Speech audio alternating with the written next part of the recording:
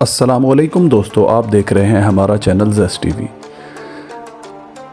Korea کے ایک چھوٹے سے گاؤں میں ایک غریب بچہ رہتا تھا جو کہ 2 وقت کے کھانے اور زندگی بسر کرنے کے لیے ہر روز 17 گھنٹے کام کیا کرتا تھا، اور پھر بڑا ہو کر وہ اربوں ڈالرز کی ہونڈائی کمپنی کا مالک بن گیا۔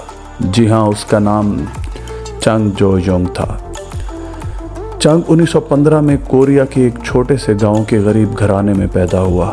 چنگ چاہتا تھا کہ وہ پڑھ لکھ کر اسکول ٹیچر بن جائے، لیکن اس کا خاندان غربت کی وجہ سے اس کو زیادہ پڑھا نہیں سکا، جس وجہ سے اس کو اپنی فیملی کے ساتھ روزانہ گھنٹوں مزدوری کرنی پڑتی تھی، اور زندگی ان کے لیے بہت زیادہ اچھی نہیں تھی۔ اس کو ساتھ کے شہر سامان اور لکڑی بیچنے کے لیے جانا پڑتا تھا۔ وہاں جا کر اس نے دیکھا کہ شہر کے لوگوں کو اتنی زیادہ محنت کے بغیر بہت کچھ کاروبار سے مل جاتا تھا۔ وہ اپنے لیے بہتر مستقبل چاہتا تھا، اور روزانہ 17 گھنٹے کی مزدوری کرنے سے وہ تھک چکا تھا، اس لیے اس نے کچھ اور کرنے کا سوچا۔ اسی اثنا میں اس نے ایک اخبار میں دیکھا کہ ایک کنسٹرکشن کمپنی کو کنسٹرکشن ورکرز کی ضرورت ہے، اور 1932 میں 16 سال کی عمر میں وہ ایک رات چپ چاپ اپنے دوستوں کے ساتھ شہر کے لیے روانہ ہو گیا۔ 110 کلومیٹر پیدل سفر کر کر وہ شہر پہنچ گیا اور کنسٹرکشن ورکر کے طور پر کام کرنے لگ گیا۔ وہ بہت خوش تھا۔ 2 مہینے تک ایسے ہی چلتا رہا، اور پھر اس کے والد نے اس کو ڈھونڈ لیا اور واپس گھر لے آیا۔ اس کی فیملی بہت خوش تھی، لیکن وہ واپس جانا چاہتا تھا اور اسی کنسٹرکشن کے کام کو دوبارہ سے شروع کرنا چاہتا تھا۔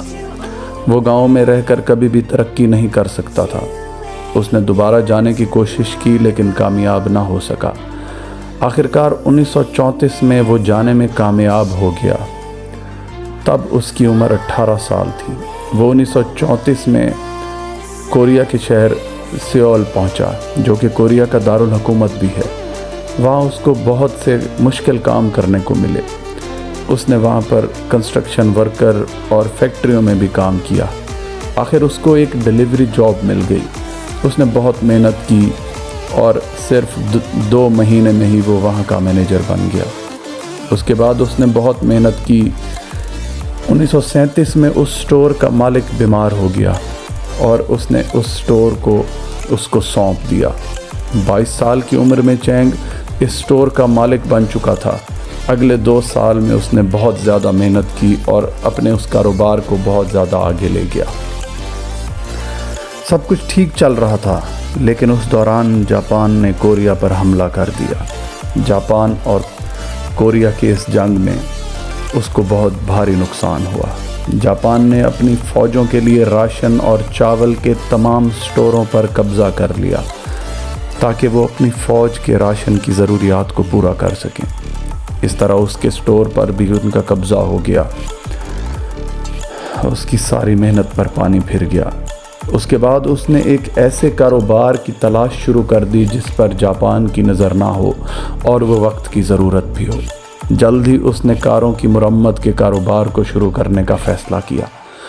1940 میں اس نے 3000 ووہان سے ایک گیراج کا کام شروع کیا، لیکن اس بار بھی کامیابی نہ ملی، اور وہ اس کاروبار کو کامیاب نہ کر سکا۔ اس وقت کوریا جنگ کی حالت میں تھا، اور کوریا کے حالات بہت اچھے نہیں تھے، اور اس کو کسی بھی طرح اپنے نقصان کی بھرپائی کرنی تھی۔ اس کے بعد بھی اس نے ہمت نہ ہاری، اور دوبارہ ایک قرضہ لے کر پہلے سے بھی بہتر اور اچھا گیراج بنایا۔ چنگ نے جب دیکھا کہ کاروں کی مرمت میں سب سے بڑا مسئلہ ان کی مرمت میں لگنے والا لمبا وقت تھا، اس لیے انہوں نے اس کو ہی اپنا فوکس بنا لیا۔ جہاں باقی لوگ مرمت میں 15 سے 20 دن لگاتے تھے، اس نے وہی کام 5 دن میں کرنا شروع کر دیا۔ اس طرح اس کا کاروبار بہت پھیلتا گیا۔ اس کا گیراج اتنا کامیاب رہا کہ 3 سال کے عرصے میں اس نے اس گیراج کی بہت زیادہ اور برانچز بھی اوپن کر لی۔ کاروبار بہت تیزی سے بڑھ رہا تھا۔ اس نے اپنے گھر والوں کو بھی سیول میں شفٹ کر لیا، لیکن اسی دوران ایک اور مصیبت آن پڑی۔ 2nd ورلڈ وار میں جاپان نے تمام گیراجز کو اپنی اونرشپ میں لے لیا۔ چنگ نے تب سوچا کہ وہ گاؤں واپس چلا جائے، لیکن اب اس کے پاس کافی پیسہ تھا۔ ورلڈ وار سیکنڈ کے بعد کوریا سے جاپان کا قبضہ ختم ہو گیا اور کوریا بھی تقسیم ہو گیا۔ چنگ 1946 میں سیول میں پھر سے کار مرمت کا کاروبار شروع کر دیا اور اس بار اس نے ایک نیا نام رکھا، ہونڈائی آٹو سروس۔ ہونڈائی کا مطلب ماڈرن ہوتا ہے۔ اس کا کاروبار بہت اچھا چل رہا تھا۔